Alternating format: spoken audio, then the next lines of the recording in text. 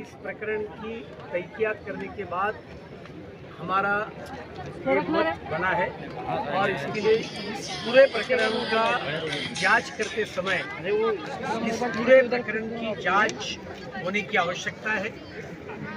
एक सिर्फ spontaneous murder हुआ इस प्रकार का जो पुलिस की तरफ से बताया जा रहा है वो 100% गलत बात है, क्योंकि ये हादसा होने के बाद एक्यूज ने ये मर्डर करने के बाद तुरंत उसी रात को ट्रेन से मुंबई के बाहर चला गया और जिसका टिकट पहले ही बुक किया गया। तो टिकट पहले बुक किया, इसका मतलब ही ये था कि ये सोची समझी साजिश थी और इसके लिए ये पूरे प्रकरण की निष्पक्ष जांच होने की दृष्टि से क्राइम ब्रांच को ये प्रकरण सौंपना चाहिए, तभी जो इसमें विक्टिम है उनको न्याय मिलेगा। और इसके लिए ये तीनों हमारी मांगे हैं कि एक्यूज के पीछे कौन कौन लोग खड़े थे, उनकी मानसिकता क्या थी, ये कॉन्स्पिरेसी कहाँ हैच की गई, इसकी भी जांच होनी चाहिए। और इसके लिए ये पूरी जांच क्राइम ब्रांच को देनी चाहिए। फांसी दो, फांसी दो, हत्यारों को फांसी दो, फांसी दो, फांसी दो, हत्यारों को फांसी दो। मर्डर गोरेगांव पुलिस स्टेशन की हद में हुआ है। गोरेगांव पुलिस स्टेशन में केस ट्रांसफर होना चाहिए और जब तक अंसारी परिवार के उन सारे लोगों को, बच्ची को मारना, गुणी में बंद करना, उठाकर ले जाना, डंप करना एक व्यक्ति का काम नहीं हो सकता है। पुलिस बाकी सारे आरोपियों को बचाने का प्रयास कर रही है, इसलिए अंसारी परिवार के उन सारे गुंडों को जिन्होंने निर्पराध निर्दोष सोनम शुक्ला की हत्या की है, उन सबको गिरफ्तार करना चाहिए। हम केवल उनका साथ देने के लिए आए, राजनीति करने के लिए नहीं आए। यहाँ से आगे बढ़कर रोड के ऊपर जाएगा, प्रदर्शन करेगा, आंदोलन करेगा, तो या तो अगले 10 मिनट में पुलिस यहाँ पर आकर हमारी सारी मांगों को मान ले। 13वीं कल पूरी हो गई, आज 14वां दिन है, उसके बाद भी केवल एक व्यक्ति को गिरफ्तार किया गया है। और इसके लिए इसमें सबसे बड़ा सवाल है उसको न्याय दिलाना। इसके बाद में ये लव जिहाद है नहीं है, इसके चक्कर में डाइवर्ट हम नहीं होंगे। हम सोनम शुक्ला के सारे हत्यारों को, सारे षड्यंत्रकारियों को जब तक 302 की सजा नहीं, गिरफ्तार नहीं किया जाता, तब तक ये आंदोलन शुरू रहेगा। धन्यवाद। सोनम के लिए जस्टिस मांगने के लिए, क्योंकि जांच प्रक्रिया ऐसी चल रही है कि जिसमें बहुत सारी चीजें हैं, कमियां हैं, जिसका हमें बहुत खेद है। आप ये समाज, यहाँ पे जितने भी आप सब लोग आए हैं, कोई ना कोई सोनम से जरूर जुड़ा है। आज आप लोगों के बीच में एक सोनम की बहुत अच्छी दोस्त है जो उसके साथ बचपन से पढ़ी है। मैं उसको लेके आई हूँ आपके बीच में, जो 2 शब्द बोलना चाहेगी। सोनम शुक्ला एक अच्छी लड़की थी, हमारे साथ बहुत अच्छा व्यवहार करती थी और उसकी फ्रेंडशिप इतनी अच्छी थी कि वो फ्रेंडशिप की वजह से आज वो चले गई, नहीं तो वो बहुत अच्छी लड़की थी। और उसके साथ ऐसा हुआ तो उसको इंसाफ दो और उसको अभी मार के ख़त्म कर दो, उसको यहाँ पे नहीं चाहिए। और वो इतना जल्लाद इंसान है कि उसने ऐसे क्यों किया, उसके साथ फ्रेंडशिप थी, फ्रेंडशिप के नाते उसको छोड़ देता अगर वो कुछ नहीं हो। लेकिन अब उसको लव के बारे में सब कुछ मत बोलो, उसको वो ऐसी लड़की नहीं थी, ठीक है। उसको बदनाम मत करो कोई चीज़ के लिए, क्योंकि वो वैसी नहीं थी।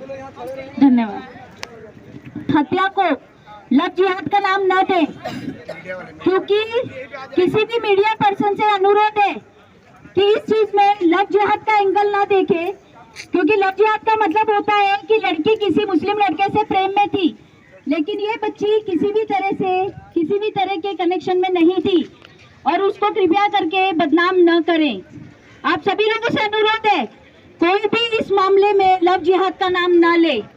हमारे बीच श्रीकांत शुक्ला जी है, जिनकी बेटी है सोनम शुक्ला। ये मुद्दा है उसके मर्डर केस का। जिसके अंदर जिसकी जो जांच चल रही है उसके अंदर कुछ ऐसे विषय हैं जिसके ऊपर सवाल उठते हैं। पुलिस की नज़र में ये बहुत साधारण सा केस है। जो पिताजी उनके उबर ड्राइवर हैं, उनकी एक थोड़ा सा पारिवारिक वो देती हुई उनकी बहन है सोनम की, पिताजी हैं, पिताजी उबर ड्राइवर हैं। इन्होंने अपनी मेहनत से अपनी बेटी को पढ़ाया, 12th तक उसने साइंस से एग्ज़ाम दिया, अभी रिसेंटली उसने बोर्ड एग्ज़ाम दिया था और अभी जो है वो नेट के एग्ज़ाम की तैयारी कर रही थी, मेडिकल लाइन में जाना चाहती थी और इसी वजह से पढ़ाई में बहुत होशियार थी।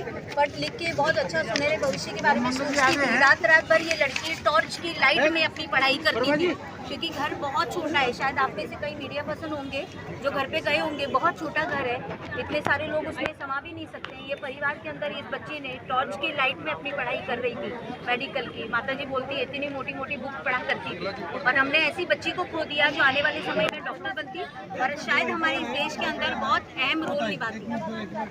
अभी मुद्दा है 25 अप्रैल से शुरू होता है। 25 अप्रैल की शाम को अचानक ये सोनम क्लासेस जाने वाली थी, लेकिन उसकी जगह अपनी सहेली के यहाँ गई, क्योंकि ये लोग साथ में स्टडीज़ वगैरह करते हैं, ग्रुप स्टडीज़ करते होंगे। लेकिन इसकी फ्रेंड है जिसके यहाँ पे ये पढ़ने के लिए गई।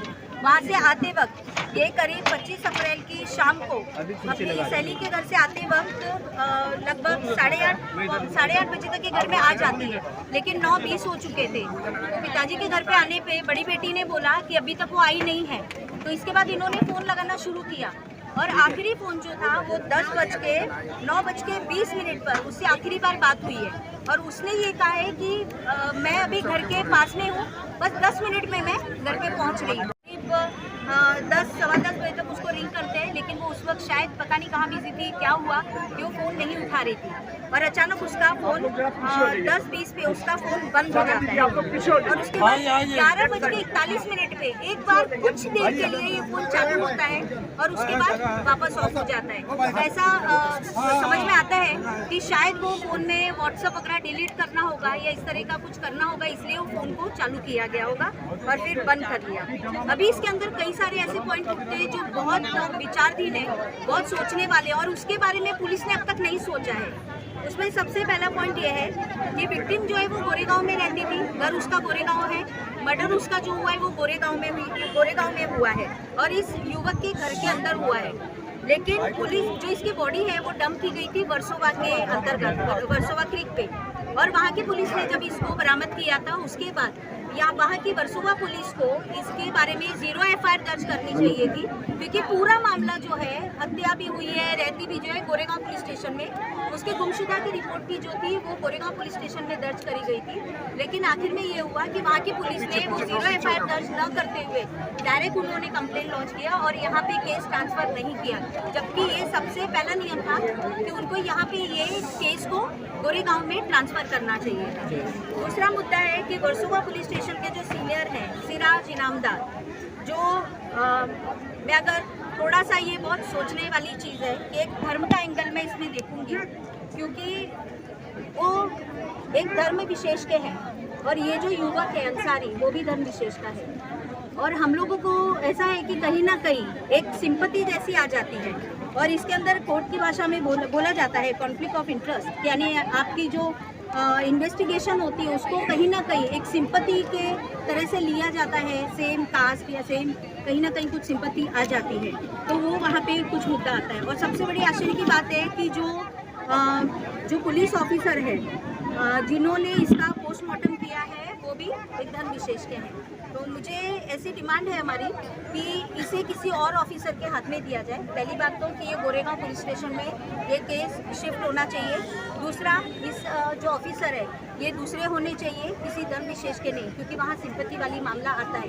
और हमारे लिए बहुत ज़रूरी है कि हम इस बच्ची के केस को बहुत प्रायोरिटी के ऊपर रख के हम कम से कम इतने सेंसिटिव बने कि इस बच्ची को पूरी तरह से उसको एक कानूनी तौर पे उसको वो मिलना चाहिए, न्याय मिलना चाहिए, जिसके अंदर उन्होंने लिखा कि प्रेम संबंध के चलते इस लड़की जो लव जिहाद वाला मामला, मुझे आपको मैंने शायद बोला था कि लव जिहाद का एंगल मत लीजिए, वो इसलिए कहा था क्योंकि लोगों के बीच में गलतफहमी हो गई और ये गलतफहमी उठी है पुलिस स्टेशन का जो प्रेस नोट आया था उसी में से। उसमें उन्होंने लिखा कि प्रेम संबंध के चलते। अब ये प्रेम संबंध पुलिस ने कैसे डिक्लेयर किया, कहाँ उन्होंने प्रेम संबंध वाला एंगल कहाँ से देख लिया? अब उनका ये कितनी जांच की है, क्या जांच की है अभी तक किसी को नहीं मालूम है। और प्रेम संबंध किस हिसाब से लिखा है, क्योंकि परिवार का ये कहना है कि उसका ऐसा कोई भी प्रेम संबंध नहीं था, किसी भी तरह का ऐसा कोई व्यवहार नहीं था। तो ये प्रेम संबंध किस लिए आया है, ये हम लोग पुलिस से ये जानना चाहते हैं। क्योंकि बहुत आसानी से जब हमने सीनियर से, इनामदार सर से बात की फोन पे कि किस किस तरह के एविडेंस मिले हैं, क्या हुआ है इसके पीछे, क्या इस कहानी के पीछे क्या है जो इतना हत्या जैसा मामला क्या हो गया।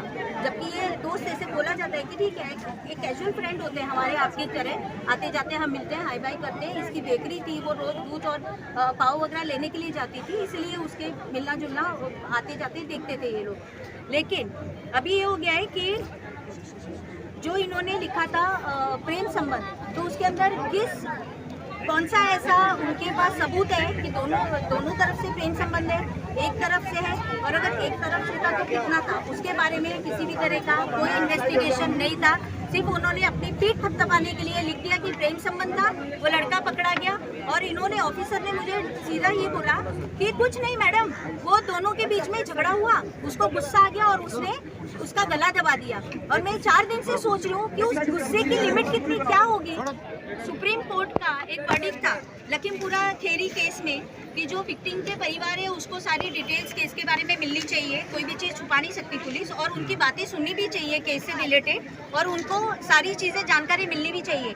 लेकिन ये बच्चे के स्टेटमेंट के लिए भी अगर ये गई है पुलिस स्टेशन में तो स्टेटमेंट की कॉपी भी नहीं दी गई। ये बोल दिया गया कि आपको कॉपी नहीं मिलेगी, आपको चाहिए तो कैमरे से आप ले लीजिए। जबकि जहाँ तक मेरा ख्याल है, कभी कैमरे का ऐसे फोटो लेने के लिए